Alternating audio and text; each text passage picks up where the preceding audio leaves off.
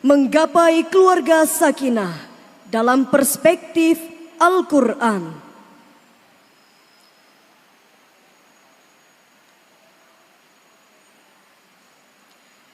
Regu S021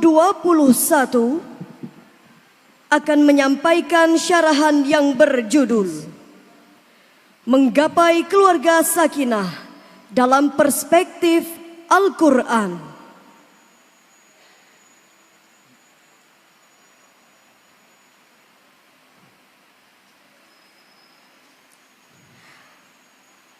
Assalamualaikum warahmatullahi wabarakatuh. Alhamdulillahilladzi 'allamal insana ma lam ya'lam. As-salatu wassalamu ala khairil anam wa ala alihi wa sahbihi wa ma tabi'ahu ila daril hikam. Amma ba'd. Dewan Hakim yang arif nan bijaksana dan hadirin yang berbahagia, berbicara tentang pentingnya pendidikan moral dalam keluarga perspektif Al-Quran selalunya dapat tanggapan yang beraneka ragam, mulai tanggapan yang positif maupun tanggapan yang negatif. Tanggapan yang positif dapat kita analogikan seperti melencengnya pergaulan seseorang, mulai dari pergaulan luar batas atau juga bisa disebut dengan pergaulan liar. Berbagai bentuk pergaulan bebas yang terjadi pada remaja sekarang. Maju mundurnya satu bangsa sangat ditentukan oleh kualitas para remaja atau para pemuda pada negara tersebut. Oleh karena itu hadirin, izinkan kami membawakan syarahan yang berjudul Pentingnya Pendidikan Moral dalam Keluarga Perspektif Al-Quran adalah tema yang akan kami uraikan pada kesempatan kali ini dengan landasan Al-Quran Surah An-Nur ayat 30 sebagai berikut. A'udzu billahi minasyaitonir rajim.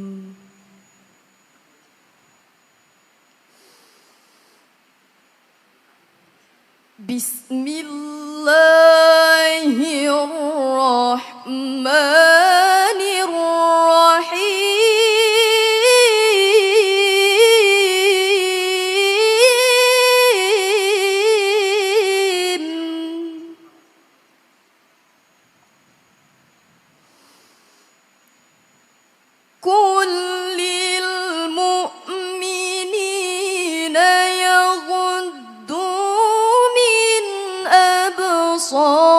أبصارهم ويحفظوا فروجهم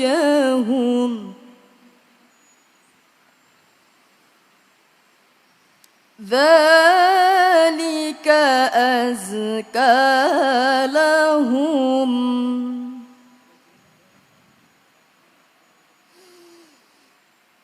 إن الله خبير بما يصنعون. Hamba berlindung di bawah naungan-Mu ya Allah, dari usikan setan yang terkutuk dengan menyebut asma Allah. yang maha pengasih, maha penyayang. Katakanlah kepada laki-laki yang beriman agar mereka menjaga pandangannya dan memelihara kemaluannya. Yang demikian itu lebih suci bagi mereka. Sesungguhnya Allah Maha mengetahui apa yang mereka perbuat. Hadirin rahimakumullah, sebelum kita melangkah lebih jauh, apa yang dimaksud dengan pentingnya pendidikan moral dalam keluarga perspektif Al-Quran? Menurut Zakiyah Derajat, pergaulan bebas ini dapat didefinisikan sebagai melencengnya pergaulan seseorang, mulai dari pergaulan luar batas atau juga bisa disebut dengan pergaulan liar. Berbagai bentuk pergaulan bebas yang terjadi pada remaja sekarang, mulai minuman keras, narkoba, dan yang paling dahsyatnya adalah melakukan free sex atau dalam bahasa agamanya adalah zina. Ini yang akan menjadi fokus pada syarahan kami hari ini. Ma'asyiral muslimin rahimakumullah, pada ayat awal tersebut Allah subhanahu wa ta'ala memerintahkan kepada kita, baik laki-laki maupun perempuan, untuk selalu menjaga pandangan yang bisa menimbulkan syahwat dan menjaga kemaluan kita dari hal-hal yang haram. Lantas timbul pertanyaan, hadirin, mengapa kita diperintahkan untuk selalu menjaga pandangan mata? Sesungguhnya awal terjadinya pergaulan bebas itu berasal dari mata. Ada pepatah mengatakan, dari mana asalnya lintang? Dari sawah turun ke kali. Dari mana asalnya cinta? Dari mata turun ke hati. Mata adalah awal masuk syahwat ke dalam diri, mulai dari kedip-kedipan. Setelah itu mulai berkenan, dilanjut ke SMS, SMS-an, dan panggilan pun ditukar menjadi sayang lagi ngapain? Kemudian ketemuan di semak belukar. Akhirnya Tak ada angin, Tak ada hujan. mengapa rumput bisa bergoyang? Dari sinilah hadirin terciptanya lagu Jablay, belum nikah kok hamil duluan. Na'udzubillahi min dzalik. Hadirin yang dirahmati oleh Allah, zina ini dapat dibedakan menjadi dua, yaitu Zina muhsan dan zina ghair muhsan. zina muhsan adalah zina yang dilakukan oleh orang yang sudah atau pernah menikah. Sedangkan zina ghair muhsan adalah zina yang dilakukan oleh orang yang belum pernah menikah. Para remaja zaman sekarang tidak malu saling berciuman di muka umum, seolah-olah hubungan seperti itu sudah biasa. Padahal dalam ajaran agama Islam jelas-jelas dilarang oleh Allah subhanahu wa ta'ala. Remaja yang pemikirannya belum matang harus menikah dan mengurus anak. Bahkan jika ayah bayi tersebut masih sekolah, belum mempunyai pekerjaan, selain mendapatkan dosa dari zina, mereka juga harus menanggung akibat dari perbuatannya. Hadirin, pergaulan bebas dan zina ini dianggap sebagai pelanggaran moralitas dan etika agama yang bertentangan dengan kehormatan dan martabat manusia. Di mata Islam, berhubungan intim hanya diperbolehkan dengan ikatan yang sah dan dengan pasangan yang sah. Sangat disayangkan hadirin, kenyataan yang terjadi ini, umat Islam sudah jauh dari tuntunan agama dan syariat Islam. Banyak orang Islam yang jauh dari perilaku Islami. Mari kita tengok remaja sekarang, terutama seorang wanita terpengaruh budaya barat, Mempertontonkan aurat, Menampakkan yang haram terlihat, mengumbar-umbar syahwat, sehingga para lelaki diselimuti oleh nafsu syahwat. Bukankah Allah menjelaskan bahwa perbuatan zina itu membawa kita ke neraka? Seperti bunyi surah Al-Isra ayat 32 sebagai berikut. ولا تقربوا الزنا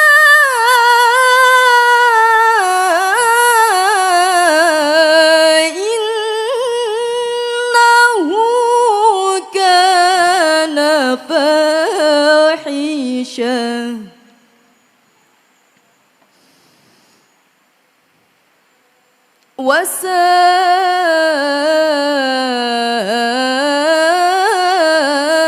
وساء سبيلا.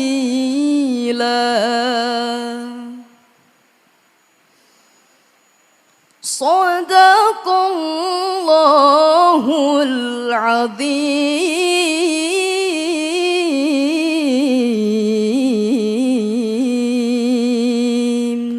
dan janganlah kamu mendekati zina. Sesungguhnya zina itu adalah perbuatan keji dan jalan terburuk. Maha benar Allah nan Maha Agung dengan segala firman-Nya. Dewan Hakim yang mulia, hadirin sebangsa setanah air yang berbahagia. Dan janganlah kalian mendekati zina, karena zina itu perbuatan buruk yang sudah jelas keburukannya, yaitu percampuran nazab, penyakit berbahaya dan menodai kehormatan.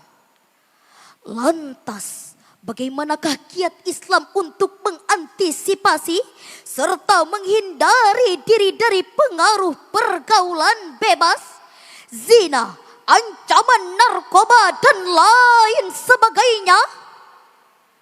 Hadirin, Islam mengajarkan dan menekankan bahwa keluarga adalah wadah pertama bagi tumbuh kembang anak. Keluargalah yang memberikan warna kehidupan seorang anak. Baik perilaku, budi pekerti, sopan santun, dan akhlakul karimah.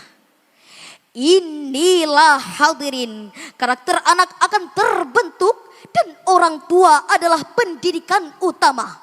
Tokoh dan sosok yang akan digugu bagi anak-anaknya. Orang tua harus menjadi teladan bagi anaknya. Hadis riwayat Bukhari berkata, Kullu mauludi yuladu ala fitrati fa abawahu yuhawwidani au yunassirani au yumajjisani. Setiap anak dilahirkan dalam fitrahnya. Kedua orang tuanya yang menjadikannya sebagai Yahudi, Nasrani ataupun Majusi. anak adalah amanat hadirin. Amanat yang Allah titipkan kepada orang tua. Oleh karena itu hadirin, orang tua wajib menjaga, memelihara, mendidik dan melimpahkan kasih sayang kepada anaknya. Anak harus dididik mengenal Allah, Rabb yang menciptakannya. Maka pendidikan agama, pendidikan moral, serta akhlak harus diberikan sejak dini. Pendidikan agama dalam lingkungan keluarga sangat memberi pengaruh terhadap pembentukan watak serta kepribadian. Keluarga adalah harta yang paling berharga. Seperti lagu berikut ini. Harta yang paling berharga adalah keluarga. Istana yang paling indah adalah keluarga. Puisi yang paling bermakna adalah keluarga. Mutiara tiada tara adalah keluarga. Terima kasih ayah, terima kasih ibu, untuk tampil perkasa bagi kami putra-putri yang siap berbakti. Dari uraian demi uraian yang di atas, dapatlah kita ambil kesimpulan. Agar terciptanya keluarga sakinah, mawaddah, serta keturunan berakhlak mulia, maka kewajiban orang tua adalah yang pertama, orang tua senantiasa memberi contoh akhlak yang baik. Yang kedua, mengajarkan ilmu agama dan rasa takut kepada Allah. Yang ketiga, jangan membentak, jangan berlaku kasar, dan melakukan pengawasan terhadap pergaulan anak. Semoga apa yang kami sampaikan dapat bermanfaat bagi kita semua. Kesalahan datangnya dari kami bertiga dan kebenaran datangnya dari Allah semata. Segala tutur yang kurang sopan mohon dimaafkan. Akhirul kalam, wabillahi taufik wal hidayah, waridha wal inayah. Wassalamualaikum warahmatullahi